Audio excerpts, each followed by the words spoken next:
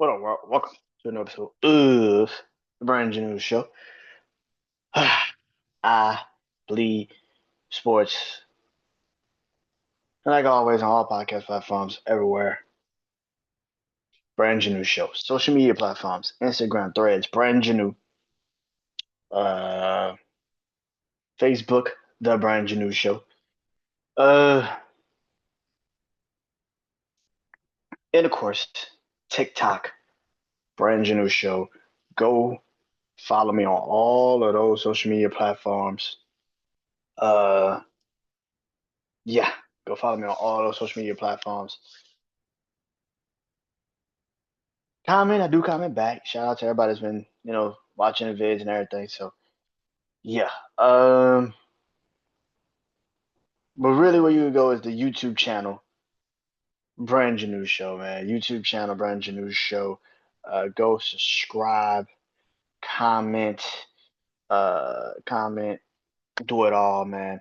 Like I always say, be respectful. These I know this new generation is you got a couple screws loose, but yeah, like I said, it's Tuesday, so you already know, man. It's I Bleed Sports. So much stuff going on. I got some new stuff I'm gonna be doing tonight.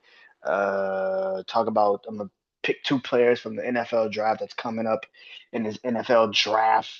And I'm gonna talk about who I think might have a better future in the NFL as a player. Um, Also, I'm continuously doing my sign and draft teams. Tonight it is the Jets. Yeah. I'll be talking about the Jets. Um, and of course, I'll be talking about some basketball with another contenders are pretenders version for the NBA. So I'll be talking about them. Uh, and of course, speaking of basketball, the Final Four is set in basketball and college basketball, and I talk about both of those Final Fours, the women's and men's, and who I believe will take it this year in both tournaments. But let's start off with this. So, baseball is back, ladies and gentlemen. Baseball is officially back, and it did not take long for it already to be skewered in controversy. It did not take long for it to be already skewered in controversy. Now, it depends on what you deem as controversial. So these new bats are happening right now. They got a lot of new bats going on. You have the Yankees who got super hot couple of what this past weekend against the Brewers. They scored like 20 fucking runs. Like it was crazy. 20 runs. Yeah, last night, Cruz from the Reds, I think he had like three homers, like six RBI, some shit like that. It was a crazy stat line. Like you like look at that, like God damn. So we've been saying that, these these torpedo bats, that's what they've been calling them. The torpedo bats are to help is to help these hitters nowadays to combat the pitching and pretty much everything that the damn league has done to pretty much take away hitting and offense. They have combated that with these new bats. Now, how do I feel about these new bats? If it helps the game, great. Um, when something's new, especially in baseball, when something is new in baseball, the first thing you do, you run out here and call it illegal or cheating or whatever the fuck you call it, to just rather, to just, ruffle some feathers and all this other shit. But if these bats are legal and everybody could use them, then use the fucking bats, and why are y'all bitching? Like, I don't get it. And now you have all these teams now using these bats, and that's fucking good because they should have been using these fucking bats. It makes fucking sense. If the damn thing is legal, use the bats. It's very fucking simple. Very fucking simple. The damn thing is illegal, use them. If it also put runs on the fucking board like you did at the Yankees and the Brewers game, where they put up 20 fucking runs, if that's how we doing this shit, we going back into like the 90s of baseball playing. But players, I'm talking about like Sammy Sosa, you know, Mark McGuire, like Barry Bonds, Yankees of the late 90s. Yeah, let's make this happen. Let's do this. If that is what we're getting, cool. You have brought in the pitch clock to speed up the game. You've done all these things to you kill the defensive shifts, everything in baseball. Great. Now we're finally getting to something that actually helps the fucking game. It makes the game actually fucking intriguing. Makes the game actually fucking intriguing. And that is the bats. That is the scoring. That is putting fucking points on the board. I didn't even go. This is ironically enough. I went to therapy today. I was telling my therapist, like, I haven't went to an Astros game since they played the Cubs. Yeah, like it's been a minute. You know what I mean? Like it's been a minute. But yeah, I like this. I like the torpedo bats. I love them. Like I said, they're gonna help MLB with the scoring, get attendance back up, get people interested in games. Then yes, we're going to fucking love this. If you have not figured it out yet, and baseball is what 162 games. 162 games. Baseball is 162 games.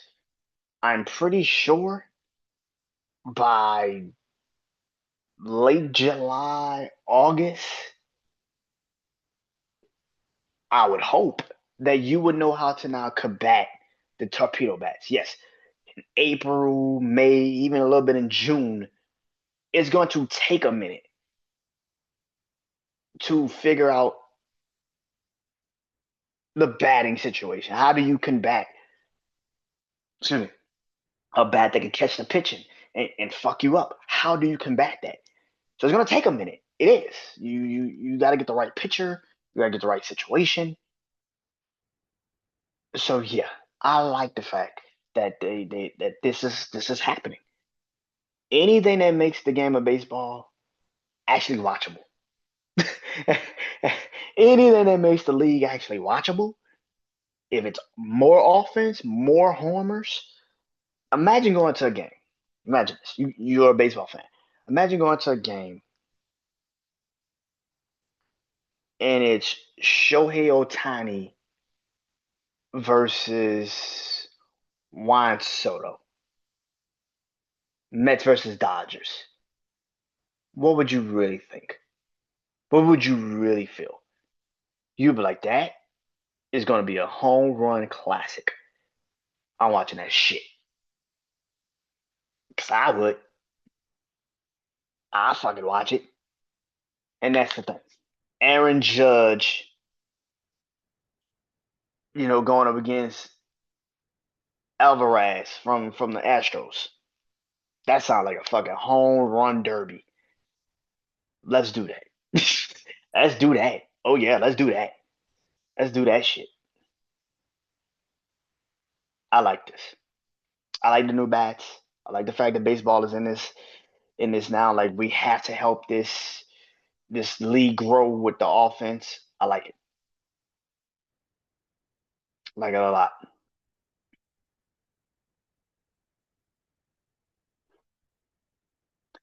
Basketball. Like I said, the Final Four is officially set for both men and women last night. I want to say UConn and Texas punched their tickets to the Final Four for the women. And now the Final Four for the women is UConn women's basketball team versus UCLA, which is gonna be a fucking banger of a game. I can't wait to watch that shit. That shit's gonna be pretty good. I'll be honest. And Texas and South Carolina match up. Well, I think they said for the fourth time this season. They matched up, I think, in the SEC championship game. South Carolina won that. I think Texas beat South Carolina. South Carolina was the number one team. I think South Carolina beat Texas also. So I think South Carolina leads them 2-1, I think, in the season series. Uh, Winner goes to the Final Four.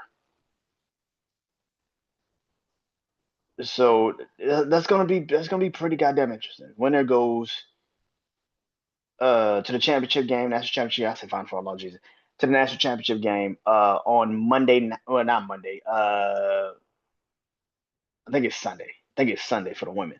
Yeah, because they play Friday, and then the next Sunday is the women's Final Four championship game. And like I said, UConn versus UCLA. That's gonna be a game. Uh, that's gonna be an intriguing fucking game. I can't wait to see how that game is gonna look. Like I said last week, when Juju Watkins got hurt for USC, it was kind of like, okay, this is kind of obvious. This is kind of obvious that this is what's gonna happen. Um, I didn't think USC had enough to beat UConn when Juju Watkins went down. I thought it was gonna be a tough game for them regardless. But when you lose literally one of your best, you know, players literally on your team in USC, it was only a matter of time. It was only a matter of time. So, uh, yeah, UConn, uh, beating USC last night. Not surprised at all. Not surprised at all. Texas, South Carolina. I'm looking forward to all both of those games. It's going to be incredible games. Can't wait to watch them. Sunday, no, Friday. They actually play Friday. Now, for the men, all four number one seeds. Now it's kind of funny because USC was a one seed, but UConn snuck through. If not all four, the final four for both brackets would have been. Now again, I don't know if Juju Watkins was healthy. If USC would have beaten UConn, it would have been damn sure interesting to see. Um, but for the men's side, all four number one seeds have made it. Houston dominated Tennessee. That shit wasn't even close. Duke did the same in their Elite Eight matchup. Um, Absolutely dominated that game. Same thing with Auburn. Auburn and Michigan State was a little close, but it wasn't as close as you know. It really wasn't as close as any of them. To be honest, uh, the only team that kind of has somewhat of a problem was Florida, and that's kind of it. Florida trailed for a lot of that game. Uh, I want to say Saturday.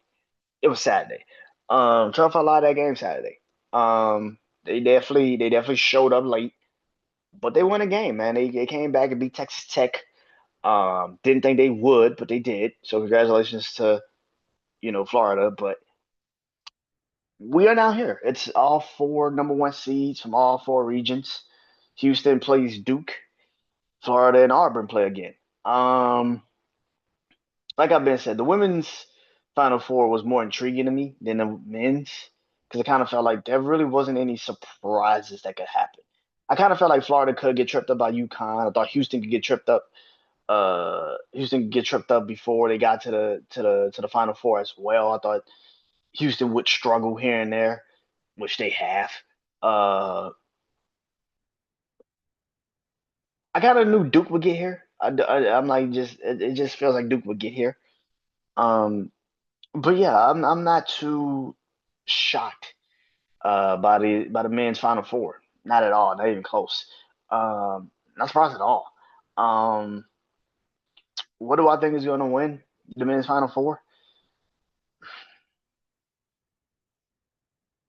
I would say this: the most intriguing game out of all of these games, including the women's, is is uh is Duke and Houston. That's an intriguing game. I think that's the best game out of all of them because Houston is a very interesting team. If they can actually pull it off, if they can pull this shit off and they can win this game, I would not be surprised. I would not be surprised, man. Do they have enough to stop uh Cooper Flag? I don't know. That's going to be an interesting thing. Houston does have enough big bodies to kind of maybe slow him down enough, but again, with a great player like that, there's only so much you can physically do to slow a person like that down. So that will be an intriguing situation. I can't wait to see how that's going to play out. But my favorite game of the weekend is definitely going to be Houston versus Duke. I'm looking so forward to that game. I think it's going to be an intriguing fucking matchup. Who do I think wins? I think the winner comes out of the Duke and Houston game. To be honest with you, I think whoever wins that game is probably going to win the championship. So it doesn't matter if it's Auburn or Florida. I think that I don't care if it's Auburn or Florida. I think that I think Duke will um, Duke or Houston. I think whoever wins that game is going to win the championship. And I know Florida's supposed to be a really good team, and Auburn's supposed to be a really good team, and I just feel like they've been playing on borrowed time. If Houston can show up in that Duke game and not get overwhelmed by Duke right out the gate, I think Houston could pull off the beat. I don't know how that could be an upset, but to a lot of people, that would be a fucking upset if Houston actually beat Duke. It would be an upset to a lot of people. So yeah, for the women's side, it's either South Carolina or UCLA. Do I think UConn could beat UCLA? Of course they can. Do they not still have Coach Gene Auriemma on the fucking bench? Of course they fucking do. Of course they can. Is UConn finally healthy and actually have the probable players that go up against UCLA and beat them? Of course they do. But Lauren Bates, uh, didn't really do a lot in the LSU game. She didn't really have to, and they still won. They still won. So what do I think? Yeah, UConn can definitely, definitely beat UCLA. Do I think it will happen? No. The most intriguing game is probably in the women's is that UCLA versus Texas game. I think if you, I mean it's UCLA, Lord jeez, South Carolina and Texas. I think if South Carolina wins that game, they're gonna give UCLA a problem, or even UConn a problem. They're gonna give them a problem. If Texas wins, I love Texas women basketball team. Good fucking luck against UConn or UCLA. And I know people gonna say that and say, well, Texas was the number one seed, Brandon. Come on, you can't. Good luck against. Good luck. Good fucking luck. I don't know what you want me to tell you. Speaking of basketball, now I go to the NBA. Last week I started something called Contenders or Pretenders. First team was the Lakers, and I said I don't think the Lakers are contenders. I think they're pretenders. Which brings me to the Boston Celtics. They are the defending NBA champions. They are walking in right now, looking like the 2 seed in the Eastern Conference, only behind the Cleveland Cavaliers. What do I think of the Boston Celtics? Are they contenders or pretenders? I think Boston is a great team. I think Boston have everything they possibly need to repeat. The question is, when will the pressure get too much? That's the question. To repeat, to actually repeat.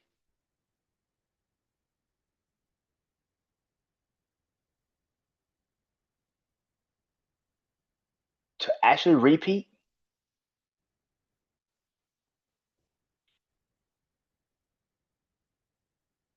you got to have the necessary horses, but you also have to believe that this team isn't just better than last year. They're more resilient than last year. They actually have more motivation than last year. And yeah, you can sit there and say the going back to back to kind of kick that ass and make them feel like, let's go. Like, we got to get this. But again, it's like once you play Cleveland in a 7 game series, and I'm not going to sit up here and act like Cleveland could beat you in a 7 game series. I don't know. But you play the Knicks, who, by the way, you avoided in the Eastern Conference Finals last year.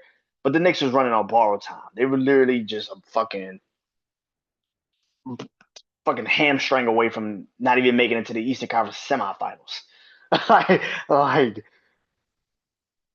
but when you start playing the Pacers and you start playing shit, I'm gonna be honest, man. The Pistons can give the Boston a problem. The Pistons can give Boston a problem if they if the Pistons, Detroit Pistons, fall to let's say fifth, sixth seed. If you know the Pistons fall to maybe let's say the fifth, sixth seed, if they're in the sixth seed,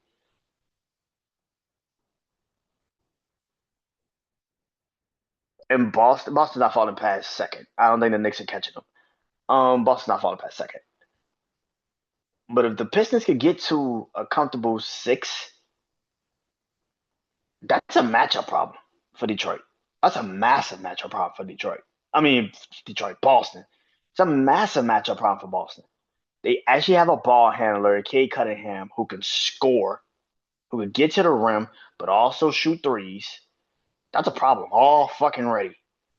Then you have the length and athleticism that can actually get out on the perimeter on Jason Tatum, on Jalen Brown, on Derek White, on Drew Holiday.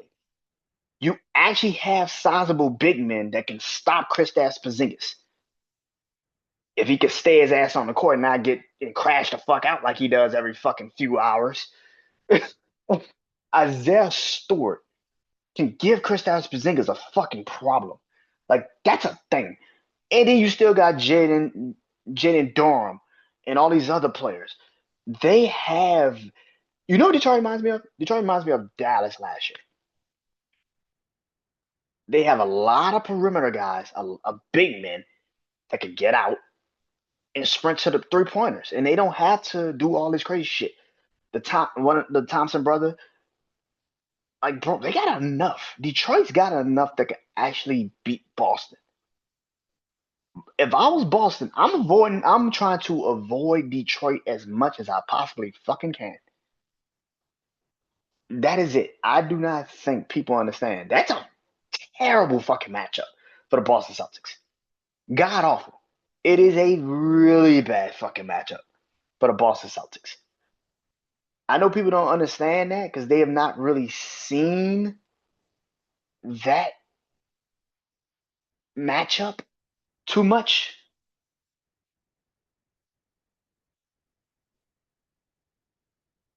But that's a terrible fucking matchup. That is a god awful matchup. It I don't know where Detroit right now is in the polls, in the standings, but if they fall to seventh and they got to play Boston in the first fucking round, let's say they win the play-in and they get in and they play Boston in the first fucking round, I don't like that fucking matchup. Like, if I'm Boston, I don't like that fucking matchup. That's a bad matchup. Any team not named Detroit in the first couple of rounds is good for them. If they don't have to play Detroit, Indiana could give them a run. I know last year I think they swept Indiana in the Eastern Conference Finals. Indiana is a team that also gives Boston a bit of a problem. It gives them a problem because, like I said, you got a guy like Tyrese Halliburton that can score. Pascal Siakam, who's been in those types of situations and was in the NBA Finals before. And then you got own ball defenders. The reason why the Pacers didn't beat Boston in the Eastern Conference Finals last year or get a game over them is because they was worn down. They played the fucking Knicks a 7 game series, a great fucking series, by the way. but they were tired. They were literally, bro. They played a 7 game series on Sunday. They had to fly out to Boston on a fucking Monday and play them on a Tuesday. How the fuck do you recoup? And by the way, they still had Boston wailing in like the first 2 games. Boston barely got out of those first 2 games. Pacers have resilience, man, and this is the thing. Like Boston got very, very fucking lucky with how everything fell for them last year. You had no Donovan Mitchell, no Darius Garland for like 2 or 3 of those games against the Cleveland Cavaliers last year. Miami had no Jimmy Butler and Tyler Hero for most of that series, so you everything lined up perfectly for you. And then you played a Pacers team that was literally holding on by a fucking thread. By the time they got to you, they were literally holding on by a fucking thread.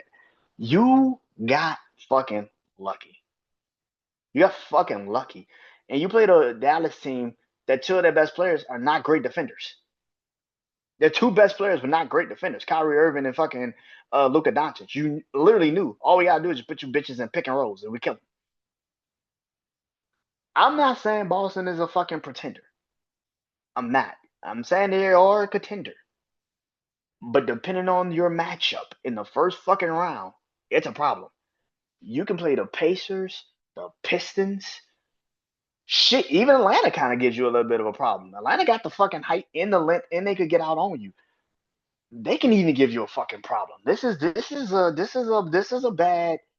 This isn't gonna be like last year, and I think a lot of people expect it to be like last year. How last year lined up for Boston. I'm not saying Boston isn't a better team than last year's team because they are.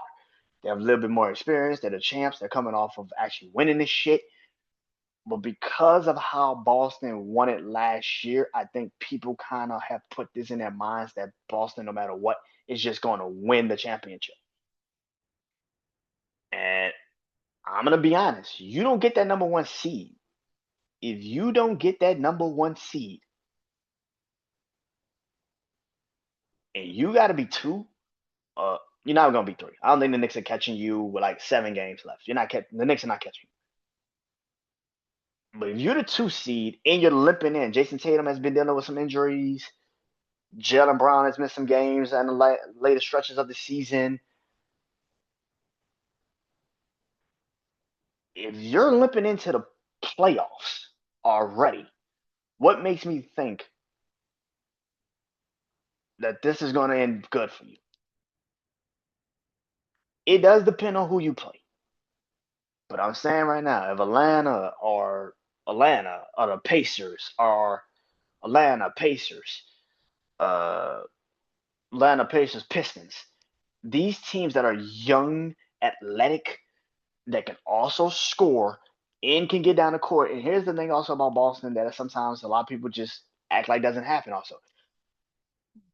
Boston also shoots a lot of threes. And if them threes don't go to fucking, let's say 2 or 3 of them games, when you play against a team that can get out and run on you in transition, like Cade Cunningham can, like Tyrese Halliburton can, like Trae Young fucking can, if you cannot handle that, that's a problem. That's a fucking problem. Not saying you're not a contender. You are. You're the defending champions. Of course, you're a fucking contender. But where you are positioned in the minds of a lot of people, you're a great team. Don't get it twisted. Boston is a really great team. But the one thing Boston has to avoid is athleticism, the length of a team, the defensive prowess of a team, and also look at the teams I've actually said that they might actually end up having to play. The defensive, the coaches are not going to allow. Quentin Snyder is a hell of a coach. I can't remember who Detroit's coach is right now. That Quentin Snyder's Atlanta's coach. Can't remember who Detroit's coach is. And then you have I just said Pacers, Rick Carlisle, bruh.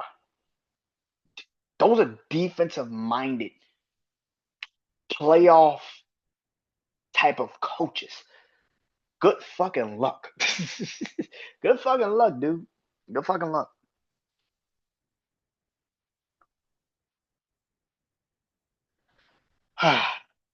NFL.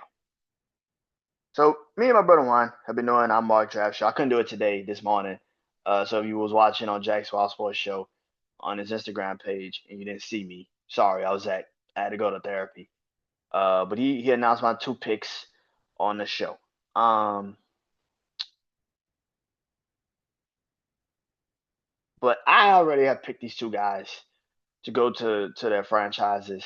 So I decided to do something tonight and see which one would be better, who have a better career in the NFL. So the two players I picked is Shador Sanders and Travis Hunter. The question is who will have a better NFL future moving forward?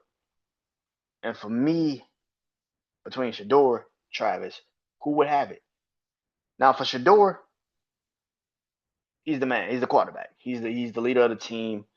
Shador, uh, you know, Shador is projected to possibly be either the first, second, or completely taken in the late half of the first round.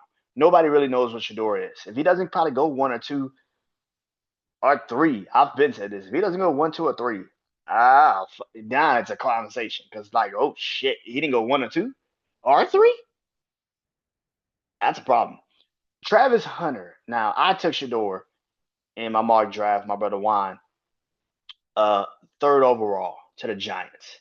Took him third overall to the Giants. Um, I think he just fits better with the New York Giants. I don't.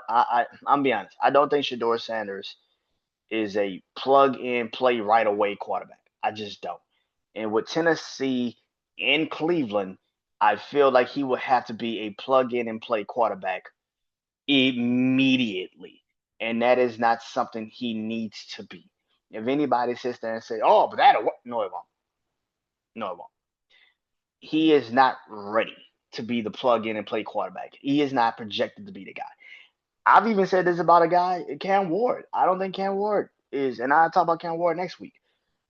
But I've even said this about Cam Ward. I don't even think Cam Ward is ready. And I have Cam Ward number one, quarterback wise. When you talk about this draft, I don't think Shador is ready to be the number one guy. I just don't.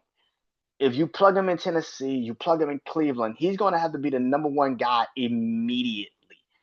And I don't think he's ready to be the number one guy immediately.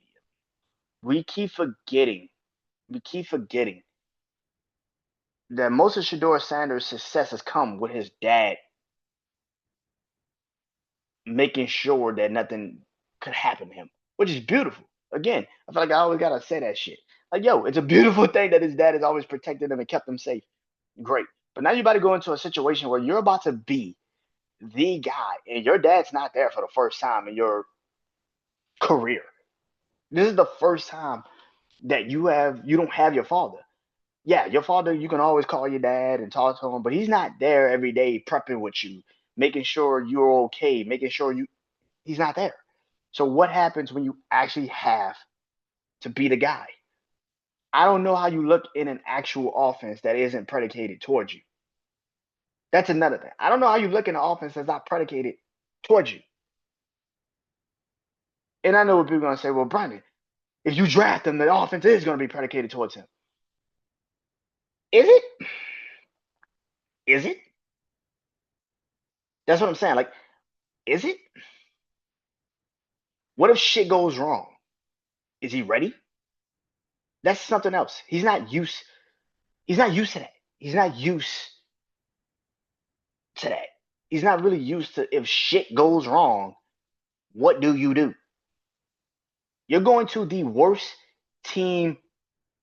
See, this is something that people don't understand. You're going to the worst team in the NFL. You're not going to a team that's cherry picking fucking number one fucking stars and 5 stars every 5 seconds. You're probably going to a team with a shitty offensive line, no running game, no weapons. You have to figure it out right then and fucking there on the fly. You're probably not going to a good team. And that's something that people do not want to fucking admit. And it's not just him. It's Cam Ward. It's Jackson Dort. It's Jalen Monroe. It's all these fucking quarterbacks. Most of these quarterbacks that fall later in the rounds might actually end up in a better situation because at least you know you're not playing. At least you know you're not playing. You're not playing you're not playing right the fuck away. If you fall to Seattle or shit, even the Colts, let's say Dallas takes a quarterback. If you start to fall to certain places, you start to fall further away from that position, then we're having a different conversation. But I think Shador is good.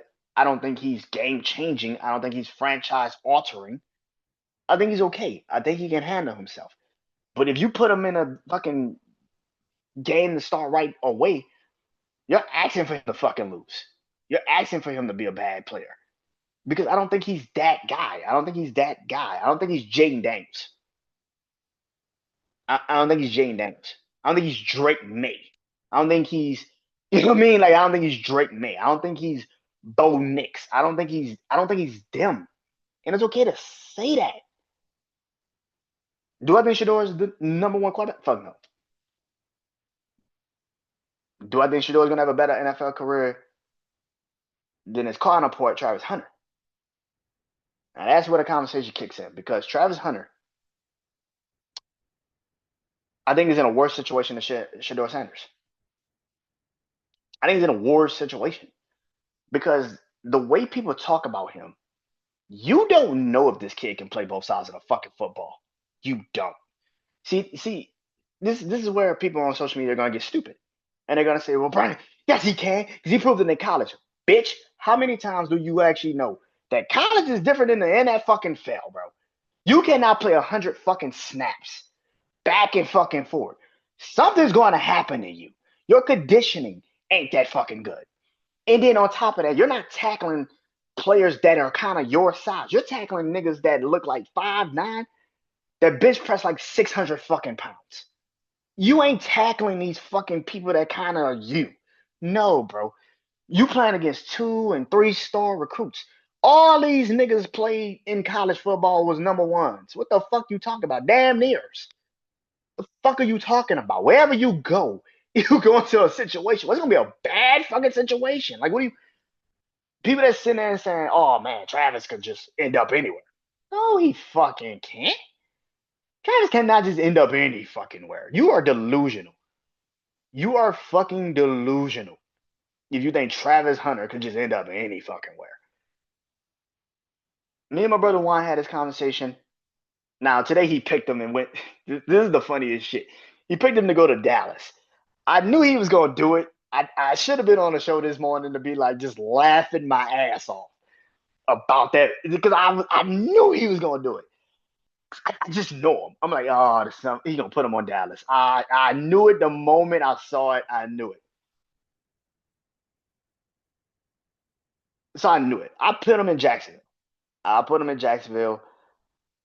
My thing about Travis Hunter is this, man. He cannot play corner and receiver. That shit will not work. He will not hold up. It will not last. He will get fucked up. And then on top of that, y'all are projecting this dude to be the number one receiver and the number one cornerback in your fucking organization. Are you stupid? You project him to be the number one corner and receiver. And before you sit there with your dumb ass and say, no, they're not. Yes, the fuck they are. You're not drafting him top 5 if you don't think he can play both sides of the football and he could be your number one corner and your number one receiver. Get the fuck out of here. Are you stupid? Are you fucking stupid? Really? You don't really think that these motherfuckers know that he needs to play both sides of the football? Come on, bro. If you take him that high, Jacksonville, you take him that high, he's gonna be your number 2. He's not gonna be Brian Thomas. But he's gonna be on the field. You can bet your ass he's gonna be on the field offensively. And then defensively, I said this and my brother Juan said this. I think he does better as a safety. He cannot be a corner. As a safety, you save him from getting into situations where he has to be a cornerback. That's more physical tackling. But when you're a safety, you're pretty much the receiver of the field. Like you don't have to be a corner. You don't have to be right up on somebody. As a safety with his vision, his ability, he can easily be a hell of a safety. Now, if you're gonna move him to safety, then do that shit. But if you sitting there telling me he's gonna be a corner and a receiver, he'll get burned out in 2 weeks. He's gonna get burned out in 3 fucking weeks. If he got a guard, this is literally what he can have to guard this first year. 1 week he's got to guard Stephon Diggs. I mean, not Stephon Diggs. Nico Collins. Because if he goes to the Jacksonville Jaguars, that's the Texans. He got to guard. He got to guard Nico Collins. Then he has to turn around. This is him playing corner. Then he has to turn around and get guarded by Derek Stingley. Good luck. The following week, because he's in the AFC, he has to guard. He has to cover Tariq Hill or Jalen Waddle. Then turn around and possibly have to guard and get guarded and get covered by Jalen Ramsey. Now Jalen Ramsey's not great anymore like he used to be, but that's still something. And then the fucking kicker. You have to go up against Zay Flowers. You have to cover Zay Flowers and then get covered by Marlon Humphrey. Good fucking luck, kid. What are we doing? Good fucking luck, kid. I gave you Miami as a nice one. That was an easy one. Like Miami? Oh yeah. He could probably get Jalen. He could probably get Jalen Ramsey. But you gotta go Tariq Hill or Jalen Waddle. I don't like that. I don't like that by no stretch of the imagination. But then you have to play against Baltimore, and you have to go at Zay Flowers. You have to cover. You have to cover Zay Flowers, and then you got to get covered by Marlon Humphrey. You fucking kidding me? No. You think he gonna get out of this shit? Oh, man. He needs to pick a position, one position, stay with that position. To me, be a safety. There is no reason for you. You get to be what you want to be, a receiver, but you also get to be a defensive back. Safety is a perfect place for you. I don't understand this shit. Who do I think is gonna have the better career? Shedeur. Shedeur. I think he's gonna have a longer career. I don't think Travis Hunter is gonna last. If Travis Hunter does both sides of the football, he's gonna get burned out in 2 fucking years. He's gonna get burned out in 2 years because he's gonna have to. He's too fucking. He's too fucking skinny. That's one. Two, you're not going up against these fucking 2-star recruits and from BYU's and shit. You're going up against literally the best of the best. Imagine you having to go up against Jamar Chase, NT Higgins. Come on, bro. And then the following week, you get guarded. You have to get covered by Marlon Humphrey and Kyle Hamilton of the Baltimore Ravens. The fuck are we doing? Like, no, man. No. That's a setup. That's a fucking setup. Nope. That's a setup. That's a fucking setup. Are you kidding me? That's a setup. Fucking setup. Nope. I think Shedeur have a better career than Travis Hunter. I think Shedeur will have a better career than Travis Hunter. The reason why I say Shedeur is going to have a better career than Travis Hunter is because if you sit Shedeur down for at least 2.5 years, I know that sounds crazy, but Jordan Love sat down for 3. Jordan Love sat down for 3. Build a team around him. Build a team around him. It's not that fucking hard. Just build a team around him, and you'll be okay. That's the problem with people. You don't want to build a team. You want this quick fix shit. Sometimes you don't have a chance to do the quick fix shit. You don't. You have to build a team around him first, and then we can talk about maybe doing a quick build shit. But I think Shedeur has a better career. Reason why is because Shedeur's not going to play right away. If he falls the way I think he will. Shedeur's not going to play right away. Travis is going to have to probably play right away. And if that is the case, yeah, he's going to have like a month, maybe 2 where he's really good. And then after that, he's going to have a complete and utter fall off.